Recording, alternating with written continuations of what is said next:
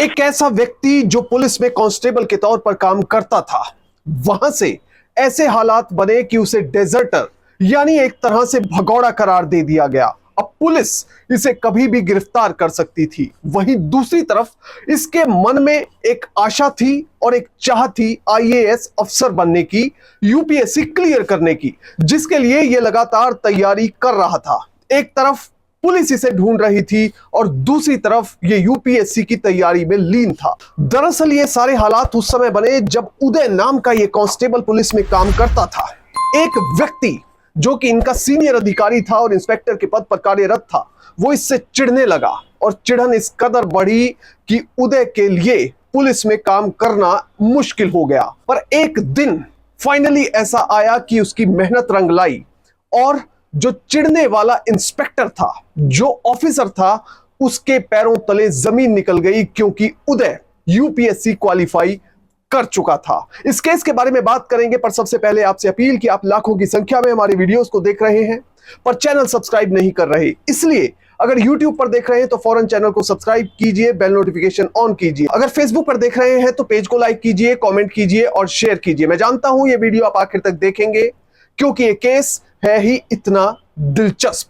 अब बात करते हैं इस केस की, और इसके लिए हमें चलना पड़ेगा आंध्र प्रदेश। आंध्र प्रदेश के प्रकाशम जिले के रहने वाले उदय प्रकाश रेड्डी एक बहुत ही गरीब परिवार से संबंधित थे और बचपन से ही इनके मन में सपना था एक बड़ा अधिकारी बनने का, पर उसके लिए रास्ता कठिन था।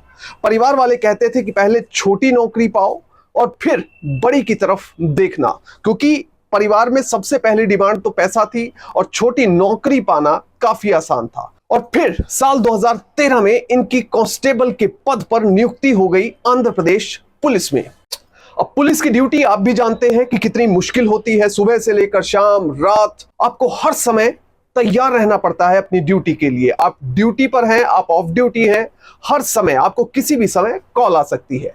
तो रोज ड्यूटी, कभी वीआईपी ड्यूटी, कभी संतरी ड्यूटी उदय की भी लगा करती और वो पूरी तरह से जज्बे के साथ अपनी ड्यूटी को अंजाम दिया करता। जो पूरा कांस्टेबल्स का बैच था 2013 में, उसमें सबसे यंगेस्ट जो कांस्टेबल था वो था उदय रेड्डी और वो अपनी नौकरी में लगातार मेहनत कर रहा था। वहीं दूसरी तरफ उसका सपना था एक आईएएस ऑफिसर बनने का, यूपीएससी क्वालिफाई करने का। वो चीज उसके दिमाग में हर समय रहती थी, कुछ दोस्तों से शेयर भी करता और करते करते ये बात पहुंच गई उसके रिपोर्टिंग ऑफिसर के पास, जो कि कथित तौर पर सर्कल इंस्पेक्टर था।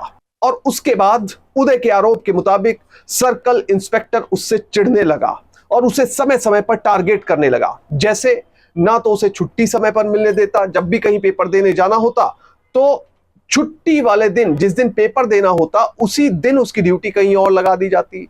उसको सुबह से लेकर रात तक ड्यूटी करवाई जाती ताकि वो पढ़ ना ले। अब इसी बीच उदय ने एक एग्जाम अप्लाई किया। उसे पेपर देने जाना था आंध्र प्रदेश के राजमुंद्री में, जिसके लिए उसने छुट्टी अप्लाई की। अब जब छुट्टी अप्लाई करते हैं सरकारी नौकरी में तो अपने रिपोर्टिंग ऑफिसर के पास वो छुट्टी को भेजना पड़ता है। जब वो लीव एप्लीकेशन रिपोर्टिंग ऑफिसर के पास यानी इस सर्कल इंस्पेक्टर के पास गई तो कथित तौर पर इस सर्कल इंस्पेक्टर ने रातों रात एक स्कीम बुन ली। अब जिस दिन पेपर था वहां पर पहुंचने के लिए पहले तैयारी भी करनी थी, सामान पैक करना था, फिर जाने की तैयारी करनी थी। इस बीच उदय को पता लगता है कि उनके रिपोर्टिंग ऑफिसर ने उनकी ड्यूटी संतरी के तौर पर कहीं लगा दी है, जबकि उस दिन की लीव एप्लीकेशन उनके द्वारा भेजी गई थी। जब उन्होंने कथित तौर पर अपने रिपोर्टिंग अफसर से बात की तो उन्होंने कहा कि ये संतरी की ड्यूटी बहुत जरूरी है और ये तुम्हें ही करनी पड़ेगी।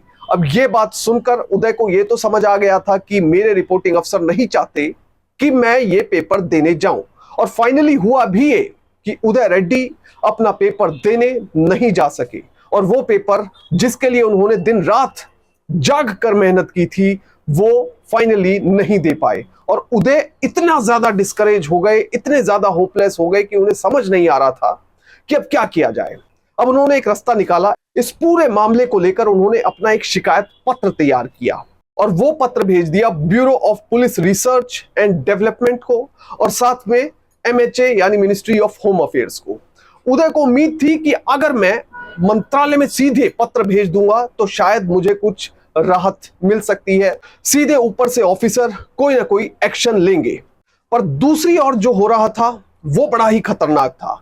आरोप के मुताबिक जो उदय का सर्कल इंस्पेक्टर था, जो रिपोर्टिंग ऑफिसर था, वो और ज्यादा हमले करने लगा, यानी कि और ज्यादा उसे टारगेट करने लगा, क्योंकि अब उसे पता चल चुका था कि मेरे खिलाफ इसने सीधा मंत्रालय को लिखा है और सीधा बीपीआरडी में शिकायत पत्र भेज दिया है। तो उसके बाद तो सर्कल इंस्पेक्टर और ज्यादा चिढ़ने लगा और अब वो मौका ही देखता था कि कहां पर मैं इसकी बेइज्जती कर सकूं और कहां पर मैं इसको नीचा दिखा सकूं, और जिस दिन इसने छुट्टी ली है उस दिन उसकी छुट्टी कैंसिल करवा सकूं।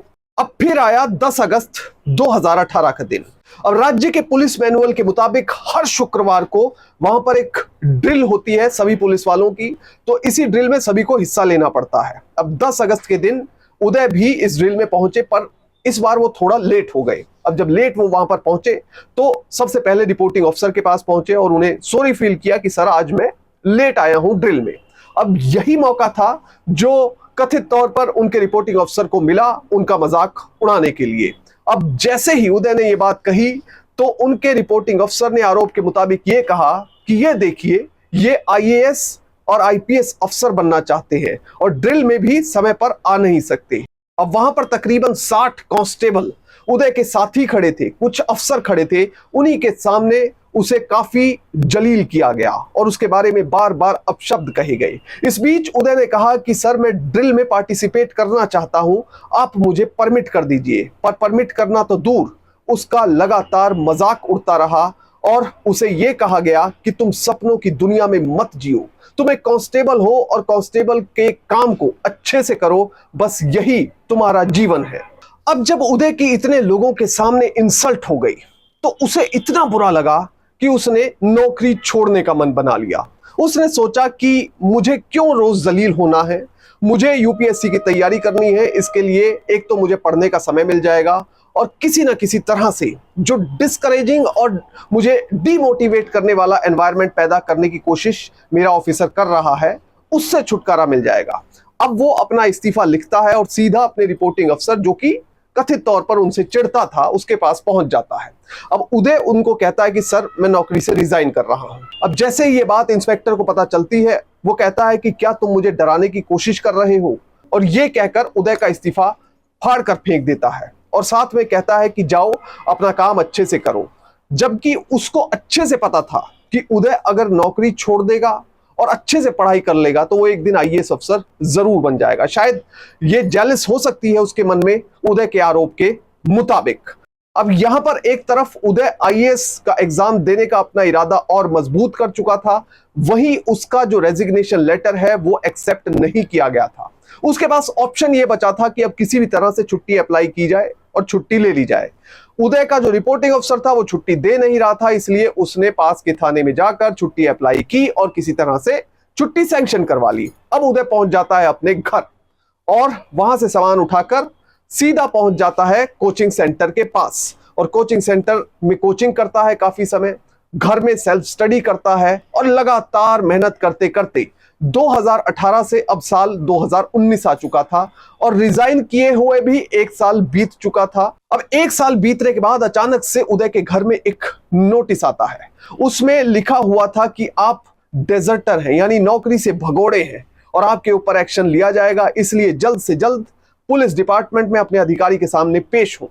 अब जैसे ही उदय ये नोटिस देखता है वो हैरान रह जाता है, उसके पैरों तले जमीन निकल जाती है, उसे समझ नहीं आता कि अब मैं क्या करूं, क्योंकि उसे पता था कि उसके रिपोर्टिंग अफसर ने कोई ना कोई ऐसा जाल बुना है, इस बार उसके लिए शायद इस जाल को पार करना आसान नहीं होगा। अब इस बीच एक और डेवलपमेंट हुई, उदय प्रीलिम्स का एग्जाम क्वालिफाई कर जाता है। साल 2019 में जब प्रीलिम्स का एग्जाम क्वालिफाई किया, अब वो उसके लिए खुश हो या फिर डेजर्टर का नोटिस मिलने के बाद दुखी हो, उसे खुद समझ नहीं आ रहा था। अब प्रीलिम्स क्वालिफाई करने के बाद मेंस के लिए आगे फॉर्म भरना था।